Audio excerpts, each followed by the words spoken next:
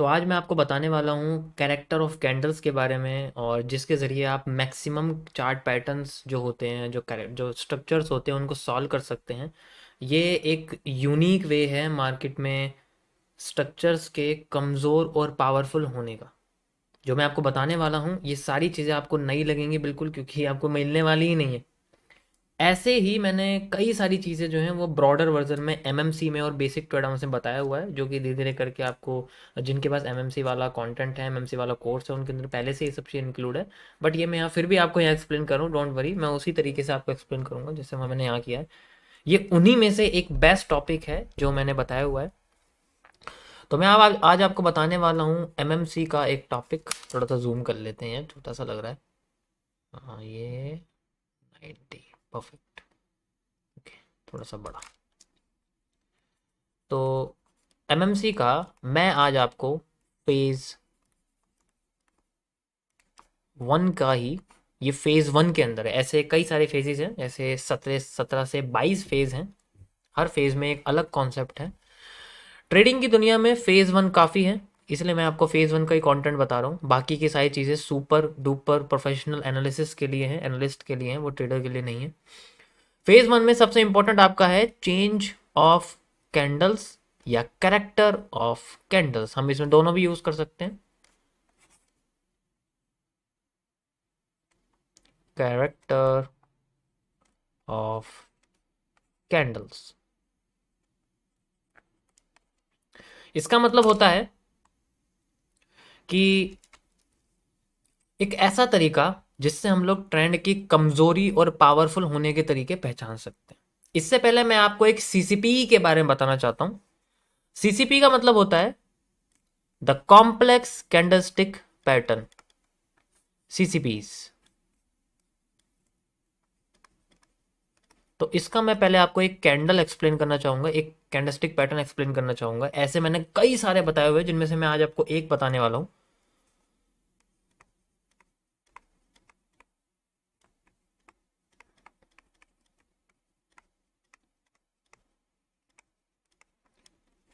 और आज का पैटर्न है आपका द बुलिश एनगल्फिंग।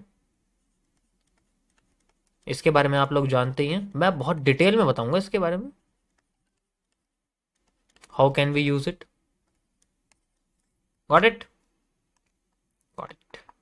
तो बुलिश एनगल्फिंग क्या होती है? एनगल्फिंग का मतलब होता है कि लाश के ढेर के ऊपर चढ़ जाना। मतलब जैसे सबको मार दिया और उसके ऊपर चढ़ के खड़े हो गए, झंडा लहरा रहे, उसको बोलते हैं एनगल्फिंग। किसी की जीत होना, किसी दूसरी पार्टी के या किसी दूसरी सेना के साथ लड़ाई करते वक्त। तो मैं आपको बुलिश एंगल्फिंग के बारे में बताना चाहूंगा। बुलिश एंगल्फिंग बेसिकली कई तरीके की होती है, लेकिन मैं जो इसमें सबसे पावरफुल होती है उसके बारे में बताना चाहता हूँ। ठीक है।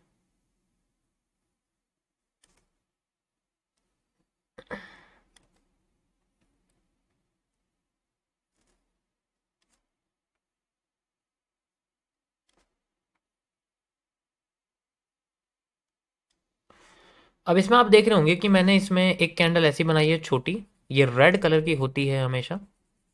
ओके। और उसके बाद जो बड़ी वाली है वो ग्रीन कलर की होती है। तो जो रेड कलर की होती है वो बेरिश पैटर्न को समझाती है, मतलब बताती है बेरिश के बारे में। और ग्रीन जो होती है वो पूरी भरी हुई रहती है, मतलब पूरी की पूरी भरी हुई, जिसे हम लोग बोलते हैं फुल एकदम भरी हुई, जैसे हम लोग बोलते हैं वो भरी। ठीक है।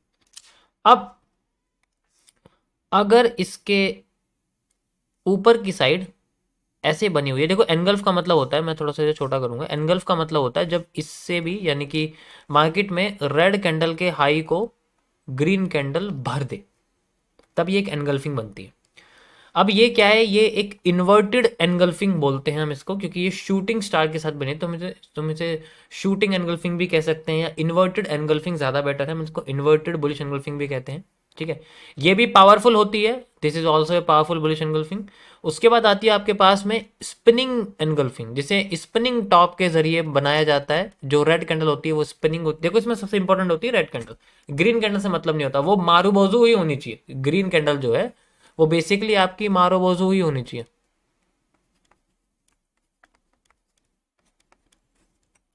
तीनों की तीनों, ये भी, यानी कि बॉडी इसकी हमेशा बड़ी होनी चाहिए रेड वाली से।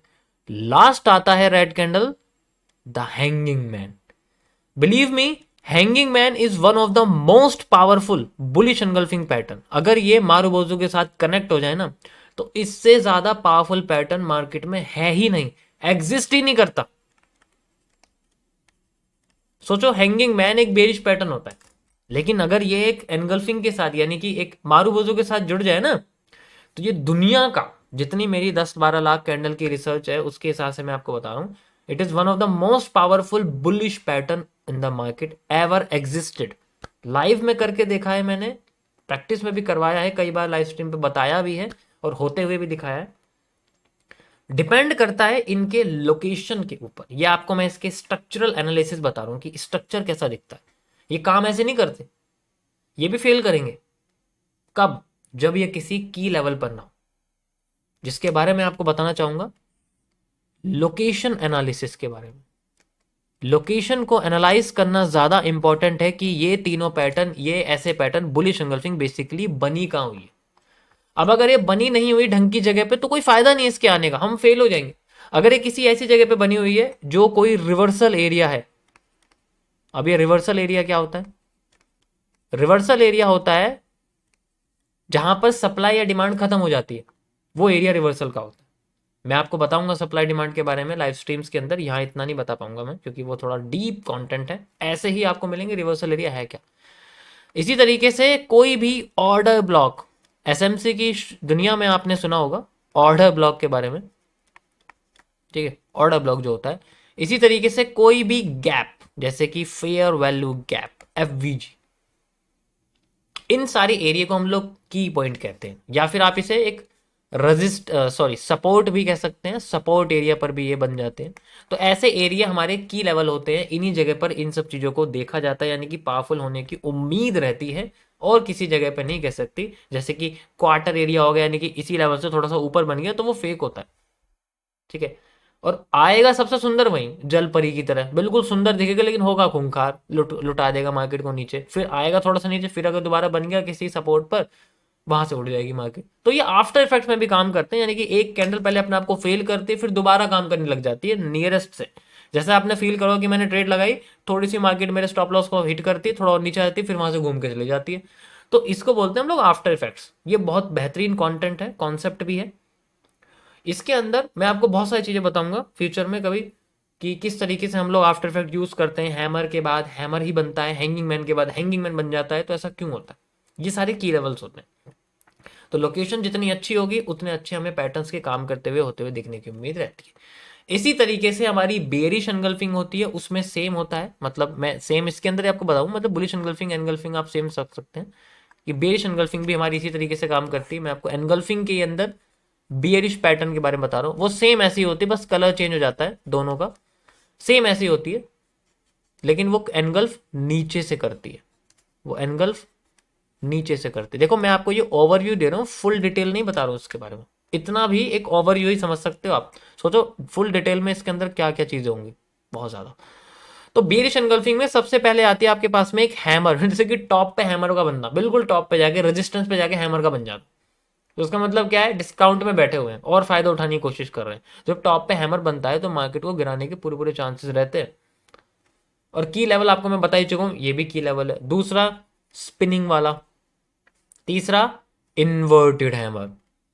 This is also one of the most powerful bearish pattern ever existed in the market. सबसे पावरफुल होता है ये, क्योंकि ये ग्रीन कलर की होती है ना कैंडल, इसलिए ये इन्वर्टेड हैमर है। और साथ में उसके एक रेड मारुबोजू, ठीक है। ये तो ग्रीन मारुबोजू होगी, ये रेड मारुबोजू होती है। ये भी बहुत पावरफुल पैटर्न है ये वाला, ओके। ये भी पावरफुल है एंड ये भी। अब देखो मैंने आपको दोनों के बारे में बताया, ये भी बताया भी, लेकिन इसके बारे में ज्यादा डिटेल में बात नहीं करा कि ये स्पिनिंग टॉप मारुबोजू क्या होता है। देखो ये जो स्पिनिंग टॉप मारुबोजू होता है ना, ये डुअल डायरेक्शनल होता है। मतलब ऐसा होता है कि जिस साइड मार्केट, अगर इस साइड मार्केट इसको क्रॉस करके क्लोजिंग कर देगी ना कैंडल, मतलब मारुबोजू, तो डायरेक्शन इधर ही हो जाती है, नीचे हो जाती है। लेकिन इसके साथ एक पंगा होता है, ये मूव तो देता है लेकिन रिवर्स करके फिर भाग जाता है ऊपर। मतलब मार्केट नीचे आएगी तो जरूर, लेकिन रिवर्स करके फिर ऊपर भाग जाएगी। ताकि ये अपने दूसरे एरिया को भी फिल कर सके। इसे हम लोग वॉल्यूम फिलअप कहते हैं।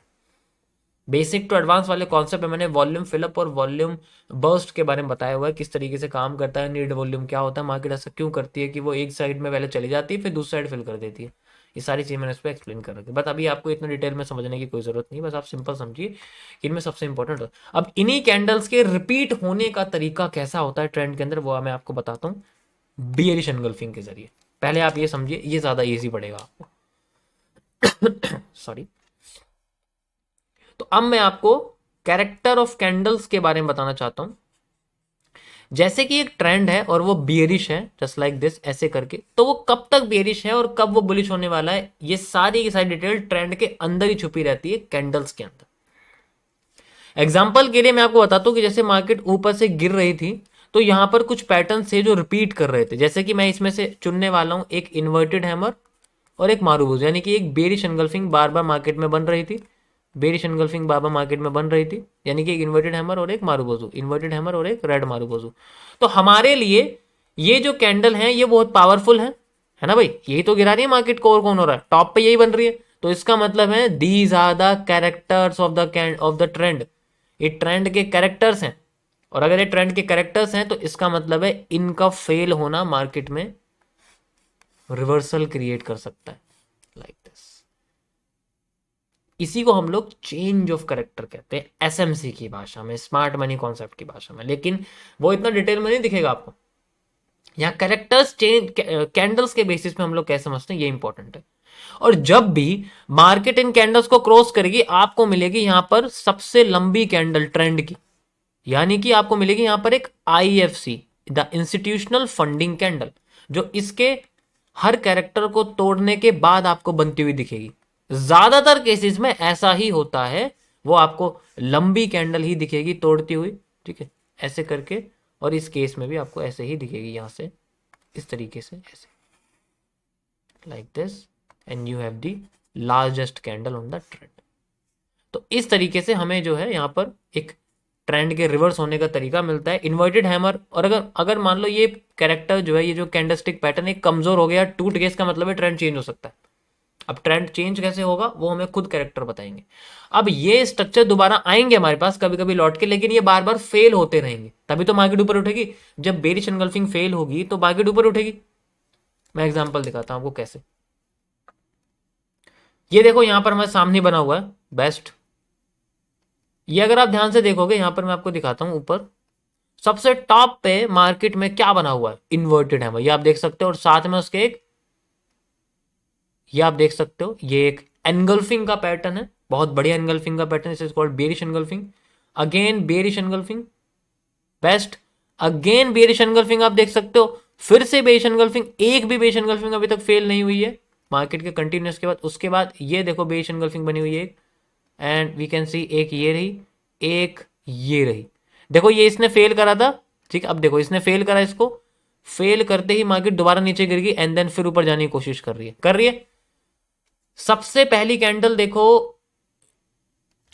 फेल होने के बाद यहां बनाती है, वो देखो कितनी बड़ी कैंडल है, देखिए मैंने क्या बोला, जब भी ऐसे कैरेक्टरिस्टिक यानी कि ऐसे पैटर्न फेल होंगे तो बड़ी कैंडल बन के आती है, बाहर बड़ी आती है, हमेशा हमेशा बड़ी कैंडल आती है। इसी तरीके से आप देख सकते हो जब भी आपको ये पैटर्न फेल होता हुआ दिखेगा, you will have a largest candle on the trend. ये देख सकते हो आप, ये देखो कितनी बड़ी कैंडल यहाँ बनी हुई है, और भी कई सारी कैंडल्स हैं, मैं आपको दिखाता हूँ, ये देख सकते हो आप, ये देखो। तो ये जो कैरेक्टर होता है ये बार बार मार्केट में आता रहता है, आता रहता है, टूटता रहता है, आता रहता है, टूटता रहता है। तो ये एक का टूट जाना पूरे ट्रेंड की कमजोरी को दिखा देता है। This is called the character of candles, ऐसे हम लोग पता करते हैं। आई होप आप लोगों को ये छोटा सा टॉपिक समझ में आया होगा। ये आपके ट्रेंड के रिवर्स करने का सबसे बेहतरीन तरीका है समझने के लिए। देखो ऐसे मेरे पास कई सारे कॉन्सेप्ट हैं, ये बस मैंने आपको एक ओवरव्यू दिया है, this is not a detailed version. इसे समझने में आपको बहुत टाइम लगने वाला है, क्योंकि आपको पहले हर कैंडलस्टिक पैटर्न के बारे में पता होना चाहिए कि ट्रेंड, अगर देखो ये तो भी बन गया, अभी आप आधे सोचेंगे कि तो बन गया, बने हुए में तो कोई बता देगा। अगर बने हुए में कोई भी बता देगा तो हर बार बड़ी कैंडल क्यों बन रही है, ये भी तो एक अलग चीज है ना। अगर बड़ी कैंडल बन रही है इसका मतलब पहले ये चीज कर रखी है, पहले ये चीज करती हुई देखी हुई है हमने। और जगह दिखा देता हूं मैं आपको, अगर आपको ऐसा लग रहा होगा कि ये तो बनी हुई है तो इसमें तो कोई फायदा ही नहीं है, ऐसा नहीं होता ना। ऐसा अगर होता तो कोई फायदा ही नहीं है। ये आप देख सकते हैं यहाँ से मार्केट अपने आप को bearish engulfing, okay bearish engulfing, bearish engulfing, bearish engulfing, bearish engulfing, bearish engulfing, and at the last यहाँ तो नहीं बनी हुई, ये देखिए ये bearish engulfing, we have this. पहली बार बेरिश एनगल्फिंग जब मार्केट ने तोड़ी है, we have the largest candle on the trend. आप देख सकते हो इससे बड़ी कैंडल बनी ही नहीं है कहीं पर भी। उसके बाद मार्केट ने दोबारा से इसको तोड़ा है, फिर से एक बड़ी कैंडल बन गई, एंड देन फिर से मार्केट अपने आप को रिवर्स करते गई, फिर ऊपर की साइड दोबारा बनाती है, and then we have the again next candlestick pattern, we can see like this. ये चाहे तो आप ये वाला भी देख सकते हो, नहीं तो यहाँ से भी हम लोग बना सकते हैं। यहाँ तक तो मार्केट गई नहीं है, लेकिन क्योंकि आप देख सकते हो सेंट्रल जोन भी है, तो ऐसा भी होता है कभी कभी पूरी नहीं जाएगी। वो बहुत सारे रीज़न मैं बताता हूँ आपको, बहुत सारे रीज़न है, ये बस एक सिंपल वे आपको बता रहा हूँ, क्योंकि मार्केट ऑलरेडी खुद है, आप देख सकते हो अपने पैरेलल चैनल में बन रही है, तो वो इस तरीके से हमें ज़्यादा ऊपर फिलअप करते हुए नहीं दिख रही, वो नीचे ज़्यादा जाती हुई दिख रही है। तो इसके बारे में आपको धीरे धीरे करके पता लगेगा कि ऐसा क्यों हो रहा है। बट मैं आपको एक समझाने की कोशिश कर रहा हूँ कि कैरेक्टर्स कैंडल का इंपॉर्टेंट होता है, उनका रिपीट करना, रिपीटेशन ऑफ कैंडल्स भी इंपॉर्टेंट होता है। उसे हमें समझना पड़ेगा कि कौन सी कैंडलस्टिक पैटर्न मार्केट में ट्रेंड को कंटिन्यू कर रही है, और उसके फेल होने का तरीका कैसा है। क्या वो फेल होके दिखा रही है, या फिर हमें सॉरी वो फेल होती हुई दिख रही है, और अब वो दिख रही है, इसका मतलब है ट्रेंड रिवर्स होने वाला। ट्रेंड के रिवर्सल की रिटेस्टिंग पे एनालिसिस होता है, मतलब ट्रेडिंग की जाती है, कहने का मतलब ये होता है ट्रेडिंग की जाती है। अब उसको कैसे मेजर करते हैं, वो सारा आपका वॉल्यूम एनालिसिस में होता है, जो कि बहुत बड़ा टॉपिक है एमएमसी का। मैंने उसको जो है क्यूएफएल के जरिए, सप्लाई डिमांड के जरिए क्रिएट करा है कि हमें कितने मूव के बाद रिवर्सल मिल सकता है, कितने मूव के बाद नहीं रिवर्सल मिल सकता। जैसे कि मैं आपको यहाँ करके दिखाता हूँ कि कैसे हमें रिवर्सल देखने को मिल सकता है। जैसे कि मार्केट हमें ऊपर ले जाती हुई दिख रही है, आप देख सकते हो कि हमें पता क्या लगेगा कि मार्केट हमारी यहीं तक ही जाएगी इस बॉटम से, इतना कैसे पता लगेगा हमें, इसका भी सॉल्यूशन है। मैं आपको दिखाता हूँ करके कि हमें पता लगा कि मार्केट अपने आप को यहाँ से यहाँ तक लेके गई थी, we can see like this. हम ये डिमांड यहाँ से क्रिएट करेंगे and like this, and we have a reversal area. ये आप देख सकते हो, इस तरीके से हम लोग पता भी कर सकते हैं कि मार्केट में हमें हमारा जो मूव है वो कितना देखने को मिल सकता है after failing the bearish candle. तो ये था गाइस एक छोटा सा ओवरव्यू, आई होप आप लोगों को समझ में आया होगा। देखो ये सारी मेरी अपनी रिसर्च है, आपको ये कहीं पर भी नहीं मिलने वाली, एंड मैंने आपको इसको जितना हो सकता है एक बिगिनर, एक फर्स्ट टाइम व्यूअर के लिए सिंपल तरीके से समझाने की कोशिश करी है। वैसे तो ये एक एडवांस वर्जन है, बट अगर आप इस पर भी मास्टरी कर लोगे तो आपको स्ट्रक्चर को समझने का तरीका अच्छी तरीके से आने लग जाएगा। बाकी तो देखो टाइम है, इसलिए मैं कह रहा हूँ पहले टाइम देना आपको शुरू करना पड़ेगा। और ये एक बेसिक ओवरव्यू था मेरी तरफ से, एक छोटे से प्राइस पर एक अच्छा सा टॉपिक मैंने आपको समझाने की कोशिश करी है, जो सबसे मेन है। अगर आपको इसके बारे में डिटेल समझना है कि ये क्या है एमएमसी में, ये सब क्या है, कैसे करते हैं, स्ट्रक्चर्स कैसे सॉल्व कर सकते हैं हम लोग, ये सेम ऐसे मूव कैसे कर रही है मार्केट, इसके लिए आपको देखो एमएमसी पूरा पढ़ना पड़ेगा। जिसके लिए दो ऑप्शन है, अगर आप अपना टाइम जो है देना चाहते हैं ज़्यादा, तो मैं आपको रिकमेंड करूँ कि आप लाइव स्ट्रीम की तरफ जाएं, वो सबसे बेस्ट ऑप्शन है। अगर आपके पास टाइम नहीं है तो मैंने उसके पेड कंटेंट भी छोटे छोटे वर्जन में बनाए हुए हैं कोर्स के अंदर, आप वो भी बाय कर सकते हैं। इसी के अंदर ऐप के अंदर ही आपको मिल जाएंगे एमएमसी और बेसिक टू एडवांस। वो आपका बस समय बचा देंगे कि 600-800 घंटे की लाइव स्ट्रीम्स हैं एमएमसी की, उनको देखने से अच्छा है कि आप 6 से 7 घंटे में ये कॉन्सेप्ट क्लियर कर सकते हो point two point. Okay guys, thank you for watching. मैं चाहता हूँ आप लोगों का ये वाला नया साल पिछले साल की तरह अच्छा जाए, और भी ज़्यादा बेहतर जाए। ठीक है, मैं सबसे यही दुआ करूँगा, and happy new year and merry Christmas to all. Thank you for watching guys.